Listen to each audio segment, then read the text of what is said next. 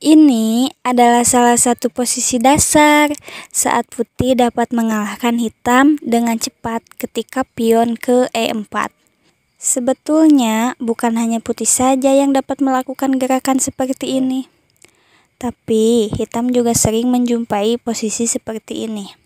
Lalu, bagaimana caranya jika kita sebagai hitam agar dapat menjumpai posisi seperti ini? Mari kita simak gerakannya.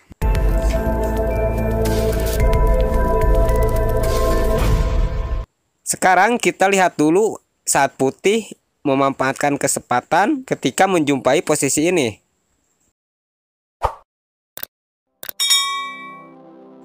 Langkah pertama, putih membuka permainan ke E4 dan hitam membalas dengan pion ke D6, membuka serangan gajah. Lalu putih mengeluarkan kuda ke F3. Hitam mengeluarkan kudanya juga ke F6, mengancam pion. Lalu putih membiarkan pion E4-nya dimakan kuda, yaitu menggerakkan gajah ke C4, menyerang pion F7. Hitam kuda kali pion, putih kuda ke C3, kuda kali kuda, pion yang di petak D2 ini kali kuda. Hitam gajah ke G4 mengunci kuda, dan disinilah putih dapat memanfaatkan posisi. Putih sengaja membuka kuncian gajah. Kudanya ke E5 membantu gajahnya untuk melakukan skakmat pada pion F7, sekaligus mengancam gajah. Buat hitam yang ceroboh dan rakus, pasti akan memakan menteri dengan gajah. Jika gajah kali menteri, gajah kali pion F7, skakmat.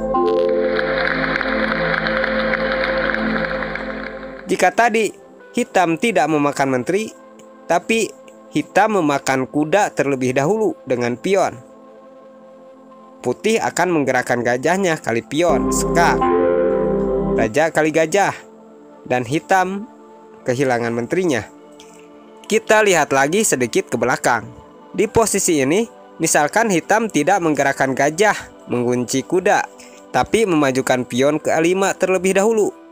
Di posisi ini juga tetap sama, putih dapat menggerakkan kuda memakan pion E5. Pion kali kuda, gajah kali pion, skak. Misalkan raja geser ingin tetap melindungi menteri, yaitu gesernya ke E7. Gajah bergerak ke G5, skak ster. Raja kali gajah, gajah kali menteri. Nah, sekarang kita akan praktekkan gerakan putih tadi di posisi hitam. Berarti kita akan bermain sebagai hitam, meniru gerakan putih tadi. Kita sebagai hitam dapat menjumpai posisi seperti yang digunakan tadi jika putih mengawali permainan dengan pion ke D3. Lalu kita balas dengan pion ke E5. Putih pion ke E4. Kita kuda ke F6. Putih mengeluarkan kuda ke F3 menyerang pion E5. Kita abaikan dengan gajah ke C5.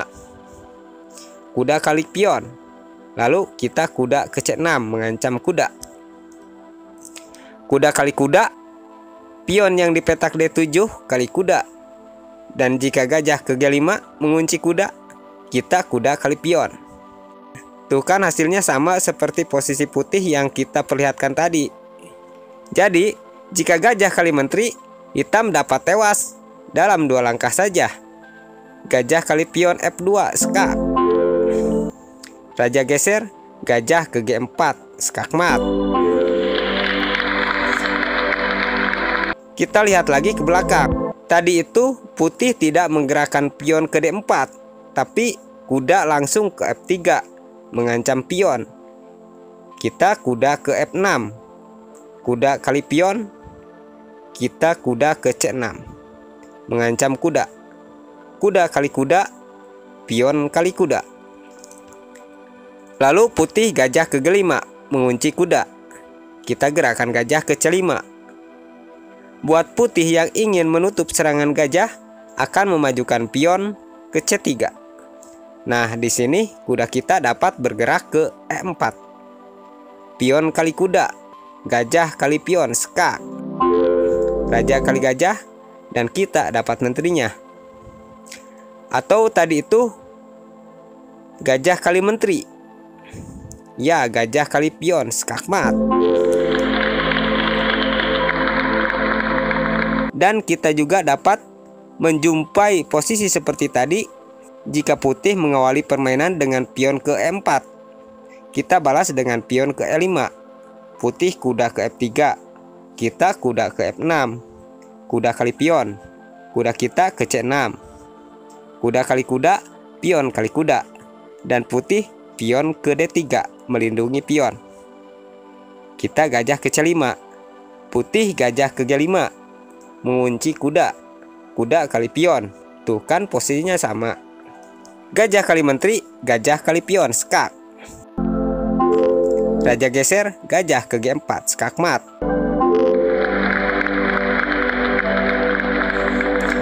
Jika tadi pion kali kuda, gajah kali pion, skak. Raja geser ke E2, gajah ke G4, skak. Raja kali gajah, kita dapat menterinya. Lalu, bagaimana jika tadi putih menggerakkan gajahnya ke E3, menutup serangan gajah? Ya, gajah kali gajah, pion kali gajah. Kita menteri ke H4, skak. Jika raja geser, gajah ke G4, skakmat. Dan jika tadi putih menutup sekak dengan pion, kuda kali pion, pion kali kuda, menteri kali benteng. Dan kita bisa dipastikan akan memenangkan permainan karena unggul posisi dan dapat benteng. Jadi, posisi di awal permainan yang mematikan itu sangat penting buat bahan dasar tujuan kita untuk bermain catur. Bukan hanya posisi itu saja, masih ada ribuan posisi bahkan jutaan posisi mematikan di awal permainan yang jarang orang ketahui, yang kita sering temui saat bermain catur. Jadi di sini saya merekomendasikan YouTube gadis ini. Hai, jangan lupa subscribe channel aku. Terima kasih. Dia gadis pecatur hebat yang hafal posisi-posisi mematikan di awal permainan. Silahkan kalian subscribe channelnya agar dia bersemangat untuk membagikan ilmu caturnya. Channelnya bisa kalian kunjungi di deskripsi video ini. Channelnya belum dapat dicari di pencarian dikarenakan subscribernya masih sedikit dan videonya belum banyak yang nonton. Oke, sekian dulu. Sampai jumpa kembali di video-video berikutnya. Terima kasih.